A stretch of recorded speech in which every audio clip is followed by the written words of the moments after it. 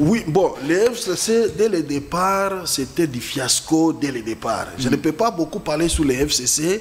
Je l'ai déjà dit il y a des années passées, ainsi de suite. C'était du fiasco. D'ailleurs, à l'époque, j'ai parlé d'un sac vide. C'était que des hypocrites. Aujourd'hui, on a voulu mettre les choses... Non, les mêmes qui étaient hypocrites au sein du FCC, là chez vous, ils sont... loyaux? Bien sûr, on ne sait pas. Une personne peut changer d'un coup, d'un moment à l'autre, il peut changer, il peut se repentir. Mais je sais qu'ils se sont servis de leur exemple. Ils ont compris qu'ils ont fauché, ils ont fait peut-être un mauvais choix, mais n'empêche, il y a l'Union sacrée, ils ont adhéré, la porte est grandement ouverte. Même l'ancien président Kabila, s'il veut adhérer à l'Union sacrée, je pense qu'on ne peut pas lui fermer la porte. Il peut adhérer pour soutenir le président de la République qui est l'excellent Félix Tshisekedi. Cela veut dire l'Union sacrée est là. On reçoit tout le monde. Cela veut dire tout celui qui veut adhérer, mais il faut passer par la charte. La charte nous recommande comment nous devons nous comporter et quelles sont les mesures que nous pouvons prendre. Mais à part ça, il y a des actions aussi disciplinaires qui sont prévues au sein de cette charte auxquelles nous devons respecter et éviter d'être sanctionnés de l'autre côté. Mais certainement, la porte est grandement ouverte et nous sommes en train de préparer les élections. Et au moment opportun, l'Union sacrée va se désigner le candidat qui sera porté aux élections de 2023. Mais on a du mal à imaginer que ça puisse être un autre nom à part celui de Félix Tshisekedi.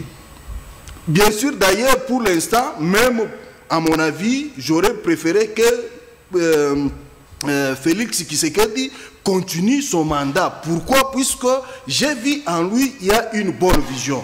Mais il doit se faire accompagner par des bonnes personnes, des patriotes. C'est alors que nous devons le soutenir, l'amener au deuxième mandat, afin d'accomplir son programme national.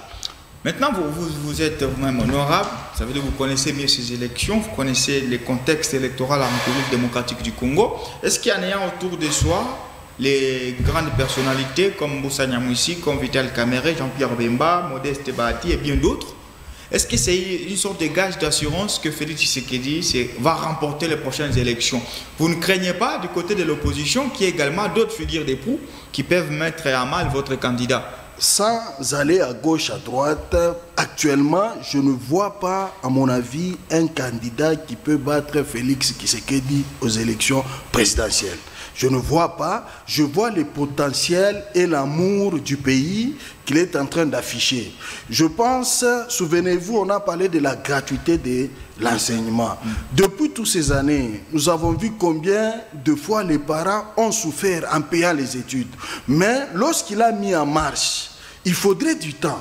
Nous sommes en train de voir du temps aujourd'hui. Il y a un nombre de professeurs qu'on a associés, on a payé tout ça. Il y a vraiment un indicateur positif aujourd'hui par le gouvernement pour montrer que la gratuité est bel et bien d'actualité. Et le chemin continue aujourd'hui. Et à la longue, ça produira des grands résultats et nous aurons nos enfants qui vont étudier gratuitement à l'école primaire et ça va alléger la charge du parent. Ça, c'est constitutionnel. C'est lui qui vient avec ces idées là-bas. Maintenant, le poids lourd au sein de l'opposition, je ne vois pas un poids lourd qui peut faire face à Félix Tshisekedi. Mais toutefois, un candidat peut se soulever. C'est son droit de pouvoir postuler. Personne ne peut lui refuser son droit là-bas. Mais il peut s'engager aux élections. Mais moi, personnellement, je suis sûr de Félix Tshisekedi et la population est certainement sûre de pouvoir l'amener et de pouvoir briguer le deuxième mandat. Nous ne pouvons pas oublier l'histoire. Monsieur Antoine Tshisekedi n'est pas un monstre ou un extraterrestre qui peut arriver, ni un magicien qui peut arriver avec un seul bâton magique, tout peut changer et des roses. Non, il vient, il présente son projet de société, il vient avec sa politique et il émet et qu'à son niveau comme leader, il y a les départements. Cela veut dire qu'il y a des ministères. Au sein des ministères, chaque ministre doit faire son travail comme il le faut. C'est là où on fait appel à un esprit patriotique. Là où les gens doivent avoir l'amour du pays, l'amour de la province. Quand je parle de l'amour de la province, je parle de l'amour de notre province aussi, le Haut-Katanga. Là où nous voyons quelqu'un qu'on a nommé, par exemple, permettez-moi, comme directeur de la SNEL. Et depuis qu'il est là, il a les bienfaits de la SNEL, véhicule SNEL, nourri SNEL, salaire SNEL. Mais il n'y a pas du courant à Lubumbashi. Est-ce que c'est la faute du président de la République ou bien c'est lui, le directeur, qui doit comprendre que je suis incompétent, je dois démissionner? Ou soit la population doit être consciente, pour s'engager, soit si le directeur ne parvient pas à démissionner, c'est la population qui doit amener le directeur à la démission et engager, par exemple, des plaintes auprès de la justice afin qu'il puisse répondre et qu'il soit soumis à la justice. Ce n'est pas pour nous égarer justement de la thématique, mais sur la question, par exemple, d'un directeur de la SNEL qui aurait mal agi et tout.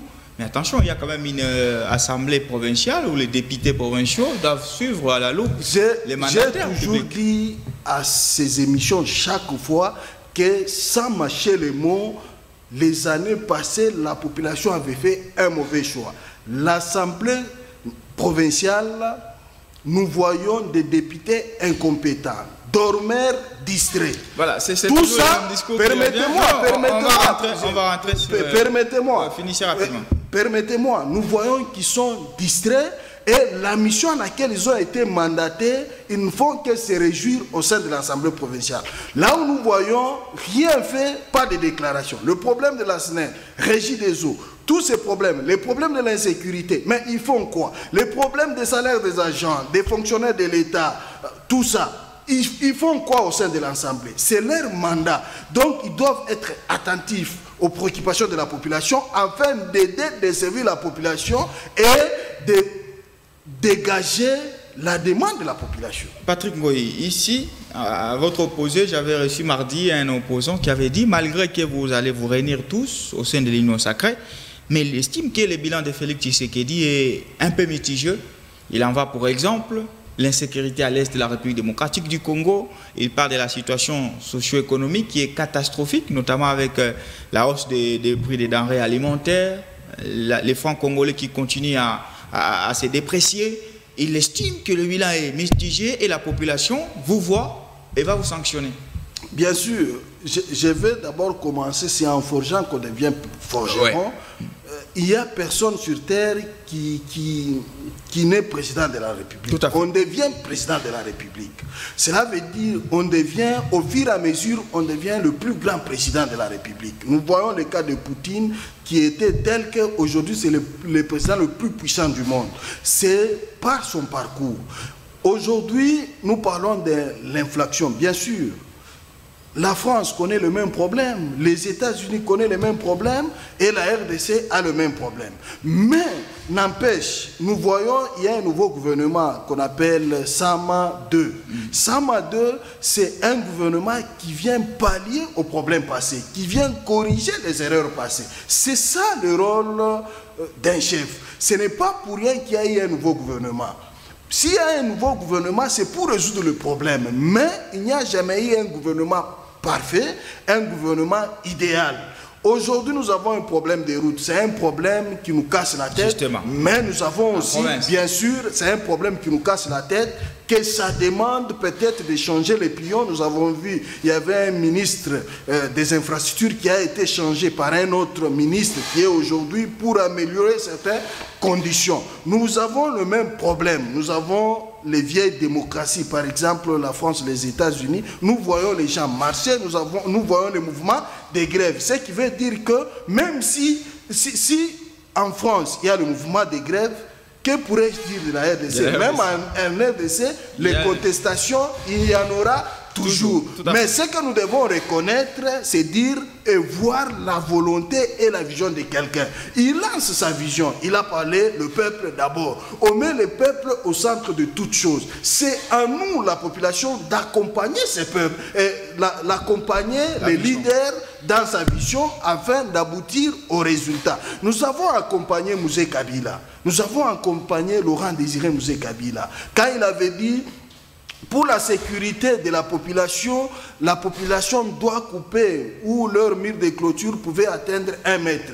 tout le monde avait exécuté. Tout à fait. On avait dit il faut peindre, il faut repeindre nos habitations afin que ça puisse donner, ça puisse bien plaire et puis ça puisse être joli et plaire quand même aux yeux de tout le monde. Tout le monde avait peint. Mais aujourd'hui, quand on vous dit, quand on demande à la population de soutenir la vision, ça commence à poser problème. Il y a d'autres groupes. Les gens ne comprennent pas de quelle vision il s'agit. On dit juste la vision de l'union sacrée. C'est quoi en fait? Oui, bien sûr. C'est quand je suis en train de parler de la vision de l'union sacrée qui est au centre, qui met le peuple au centre de toutes choses qu'on appelle le peuple d'abord. Ouais. C'est le peuple d'abord, pourquoi? Puisque le peuple dans une démocratie est au centre de toutes choses. C'est alors on veut privilégier les peuples. On veut mettre un état de droit. Il faut bien s'engager à la justice. Quand on dit que non, votre pays, il faudrait que le pays, que ce soit un état de droit. Ça nous engage tous. Cela veut dire nous tous, nous devons être loyaux. Nous tous, nous devons nous comporter selon la loi. Cela veut dire ça engage tout le monde. Les chefs de l'État nous montrent le chemin.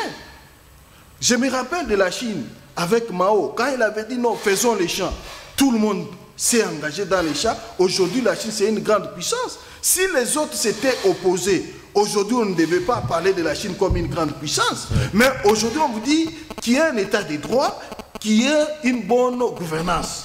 Mais vous voyez, du point de vue économique, vous voyez certains s'opposent. On demande par exemple de bien gérer vos provinces. Ça, c'est l'appel au gouverneur, de bien gérer vos provinces. De bien vous occuper des fonctionnaires publics, de les payer régulièrement, de bien les payer. Par exemple, on nous parle de la gratuité de l'enseignement. De bien continuer ce projet-là, il y a un ministre dans ce département là-bas. Les écoles, il n'y en a pas. Bien sûr, ça commence, mais il y a des écoles qu'on est en train de construire avec ce qu'on a. On a commencé d'abord l'initiative. On commence avec ce qu'on a.